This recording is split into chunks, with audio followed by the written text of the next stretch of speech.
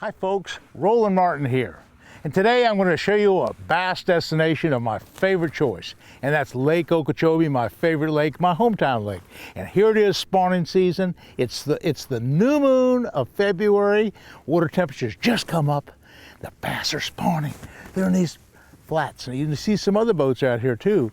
We're not by ourselves, but we're going to catch some big fish today. And we're going to do it on 2 or 3 different lures. Number one, the favorite swim bait, that Yamamoto swim bait. It's the hardtail. That's a killer. The second thing, hey, what about a nice topwater, like a nice devil's horse? That's a good big bass lure. Ooh, son. And hey, when it all comes down to the nitty gritty, can you beat a senko? You can't beat a senko for the spawning season. The senko is the #1 lure that bass across the country from Connecticut to California will eat during the spawning season.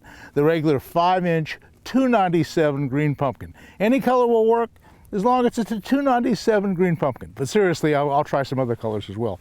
I'm rigging this up with a 20-pound fluorocarbon leader on a 30-pound braid. My favorite rod, make a nice long cast. And in the spawning season, you want to be super quiet. You want to be very observant. Use polarized glasses by flying fishermen. I can see the beds in the water. Now, it's a little bit early in the morning yet. I can't see real good because the light's low.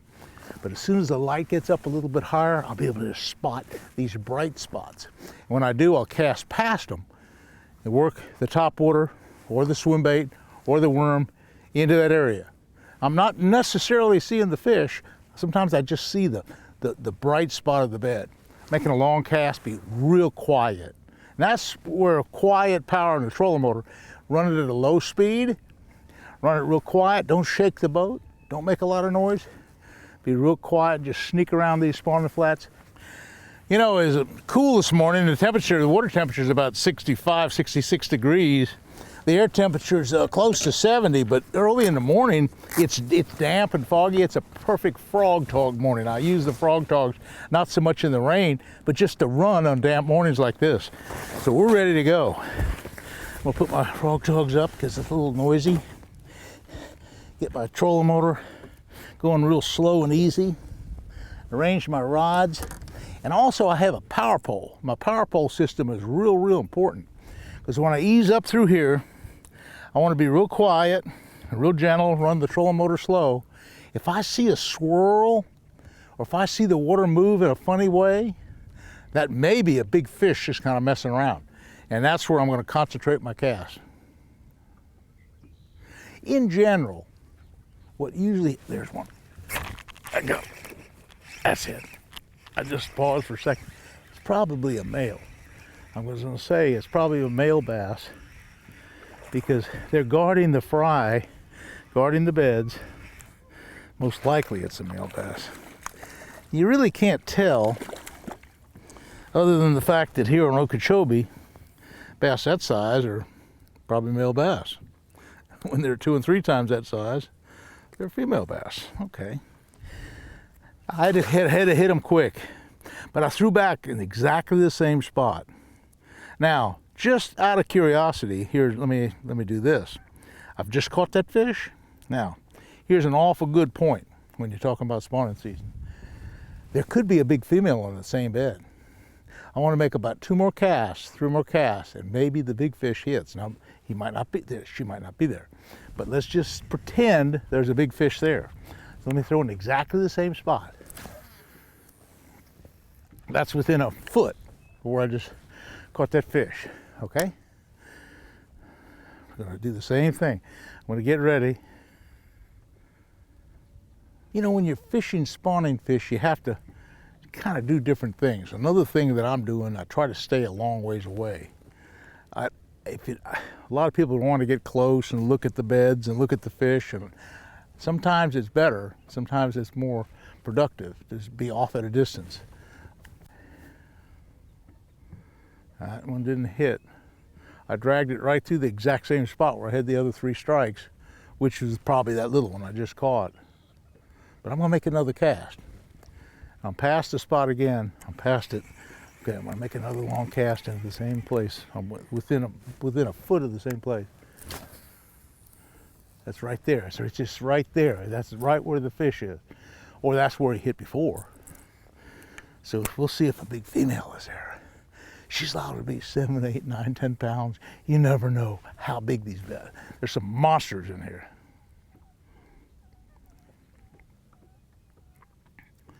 Well, but it's the process of finding where they're spawning. Okay, number one, make a nice long cast to make a good presentation, probably catching a bunch of small fish to start with. And then as it warms up, particularly in the afternoon, here's another thing, as it warms up, the fish, the big females get more into the spawning thing of it. And that's when they move on the beds better. It's early in the morning right now. The big fish might not be very active. They might be hanging in that little pile of stuff or just cruising around. But this afternoon now, with another 5 degrees water temperature rise, whoo, sun, it's liable to be really good. I'll cast like every 10, 15 feet and then move up a little bit and do the same thing. There you go. I got a good one. I got a good one. Yes, sir, son. That's what it takes. Now, I'll tell you what I did. I lightened up everything a little bit and made a difference. I'll show you what I did. Pretty cool. Pretty cool deal. Nice bass. And I'll show you what I was doing to make it all work. I'm gonna come right here and I'll launch, catch that fish. Okay, nice spawner. Okay, I lightened everything up. I wasn't getting bit good on the 20, and so this water's real clear in here. These are nice, beautiful spawning fish, beautiful sized fish, just perfect. But what I did, because I wasn't getting bit on the 20, I went to 12. I don't want to let those other boats here. I don't let them low. There's a boat there and a boat there. I go to 12 pound line. It's fluorocarbon. And I went down and I changed no weight. I went to no weight. Those guys are watching me. I gotta be quiet. I can't let them tell. Big tournament's coming up. And I don't want to let them know how to catch these fish. So what I'm doing is, okay, that's 12 pound fluorocarbon. I gotta be quiet because there's boats.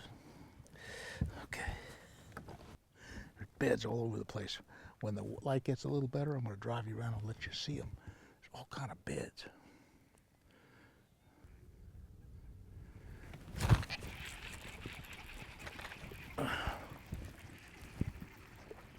Now what that is, that's a little female, it's a little male, probably guarding the bed, so I know right where I threw, there's probably a big female in the same spot.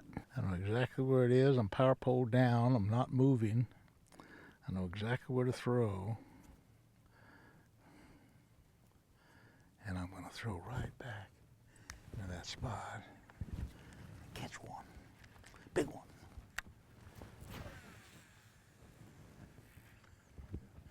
Okay, now we're talking.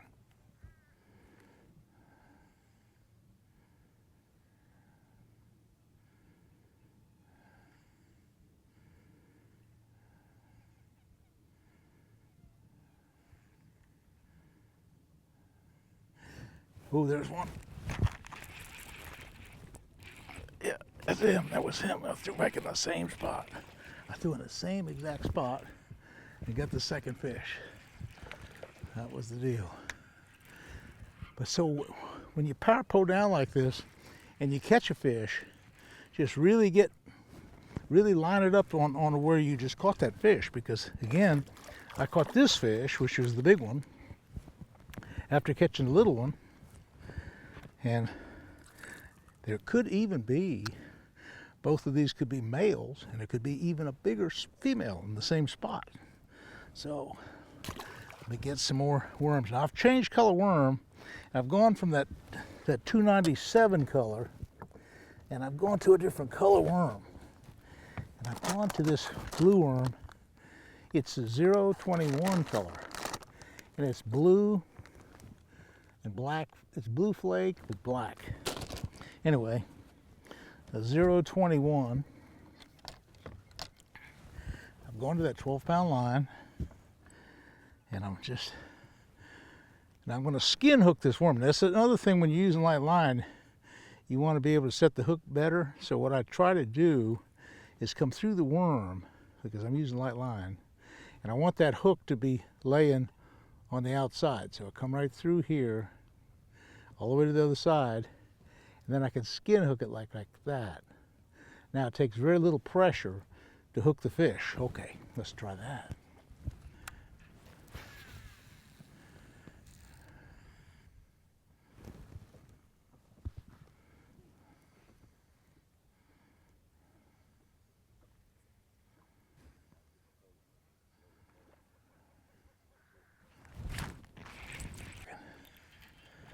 Yes, sir. Nice bass. Nice, beautiful spawner. That's what it takes, folks. Takes a long cast, light line. He's a good one. Nice bass. Boy, he's a fighter. Woo! Son.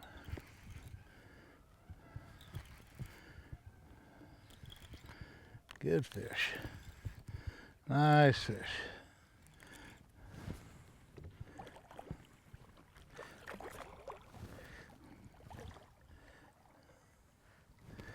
I'll get him out.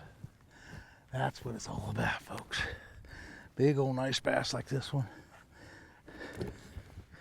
Some of them are really big. These are great, big, beautiful tournament fish. And that's a good way to start a tournament, having this size fish to bite. Okay. Beautiful fat fish, and that's probably a female. Judging from the big belly, it's a pretty fat fish. 3-pound class. It's about as nice as it gets. Now, it was really amazing how just by lightening up from going from 20 to 12, it made all the difference in the world. These are shallow, clear water places, and those fish are just spooky with that heavy line. So it's really working out going that light line.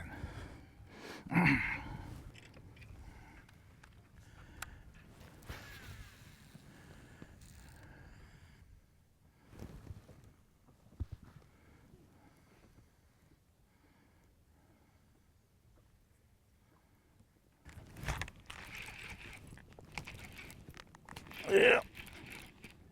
Okay, boys. That's a good one. That's a good one. Yeah, we got a good one now. Yes, sir. That's a good one. Yes, sir. Now we're talking. Big old spawner. That's another good one. That's another good one. That 12-pound line. I tell you, these boats don't know it, but that 12-pound line's a deal. That's really the deal. Come on, boys. Big old nice big 4 or 5 pounder. Yes, sir. Now we're talking. Now we're talking. That's what it's all about. That's what it's about. This is bass fishing here, boys. This is Florida Okeechobee. This is what we're talking about. Come down here to Okeechobee and you can catch some big old bass, son. That's what it's all about. That's a pretty big bass, but it's not as big as the one I'm going to catch a little bit later. I'm going to catch a bigger one than this. That's a decent bass. You talking about tournament fish, whenever you get 4 and 5 pounders, catching 4 or 5 pounders like we're catching today, that's a good string of fish. That is all what it's about right there. Big one. I'm going to let them go back and spawn again another day. Okay, boys, let's go right in here. Yes, sir. What do you think, son? What do you think? Now, we're on a roll. However, one thing that you got to really worry about is the light line, and that is the hook itself, and make sure it's super sharp. That's the first thing. Secondly, check that knot. I'm going to retie that knot, just because it could be a really good fish here. I'm checking my line to make sure there's no frays, because it's only 12. It's not a lot, okay? And when I come through with the Palomar knot, what I do is I double the line about 6 inches, come through the eye of the hook right here, make an overhand loop right here, and take that tag end, which is a loop itself, and take the hook through that. That's a Palomar knot, really strong. Cut the line off short and throw the line in the bottom of the boat. Cut the line off. Now here's the other thing. I'm gonna go ahead and check this drag, make sure the drag's all right. Yep, just about perfect. Okay.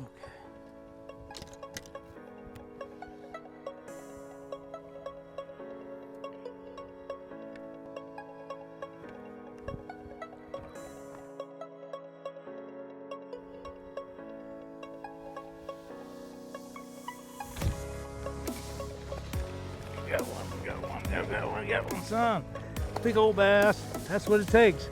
Big old giant bass. Huh? That's what it takes, son. That's what it takes, son. That's what it takes. Big old jig. Big old giant bass. We've caught some good ones today, folks. Hey, I'll tell you what. The whole trick about Lake Okeechobee is to find the good spawning areas like we found today. Right over there where those boats are. Then catch some off the beds. And then we flipped up another couple big ones around the sides of the big heavy cover around the area. So remember, find the spawning area, get the right temperature, and you get 3 or 4 choices of great lures to fish with. I hope you learned a few things about catching spawning fish. It's a blast. We'll see you again next week.